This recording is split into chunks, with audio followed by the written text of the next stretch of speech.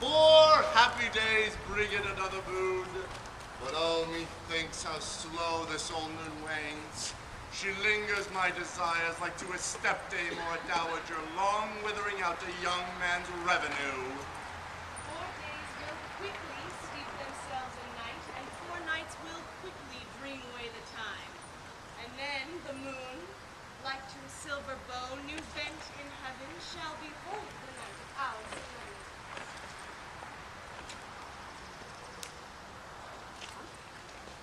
Go, Philostrate, stir up the Athenian youth to merriment. Awake the pert and nimble spirit of mirth. Turn melancholy forth to funerals. The pale companion is not for our pomp.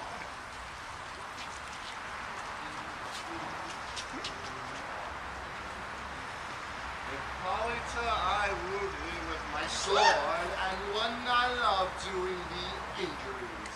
But I will wed thee in another key, with pomp, with triumph, and with revelry. Happy be Theseus, a renowned duke. Thanks, good Aegeus. What's the news with thee? Full of vexation come I with complaint against my child, my daughter Hermia. Stand forth, Demetrius. My lord, this gentleman hath my consent to marry her. Stand forth, Lysander. And my gracious duke, this man hath bewitched the bosom of my child. Thou, Lysander, thou hast given her rhymes and interchanged love tokens with my child. Thou hast by midnight at her window sung with fading voice verses of fading love, and stolen the impression of her imagination with bracelets of thy hair, rings, gauds, conceits, knacks, trifles, nosegays, sweetmeats, messengers of strong prevailment in unhardened youth. With cunning thou hast filched my daughter's heart, turned her obedience, which is due to me, to stubborn harshness. And be it so, she will not hear before your grace consent to marry. With this gentleman, I beg the ancient privilege of Athens. As she is mine, I may dispose of her, which shall either be to Demetrius or to her death, according to our law immediately provided in that case.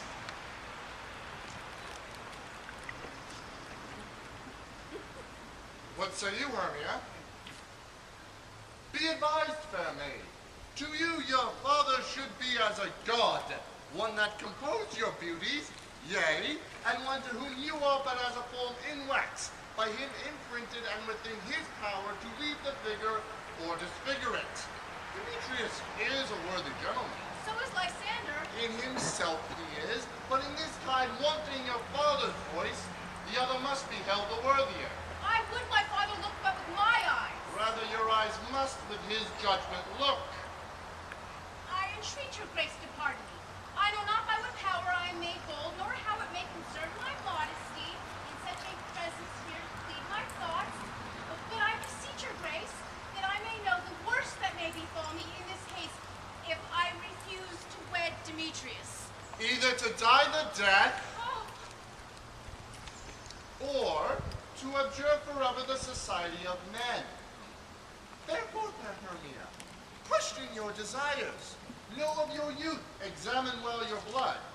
Whether if you do not yield to your father's choice, you can endure the livery of a nun.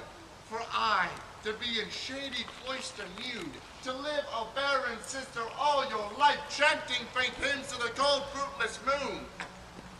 Thrice blessed they that masters sowed their blood to undergo such maiden pilgrimage.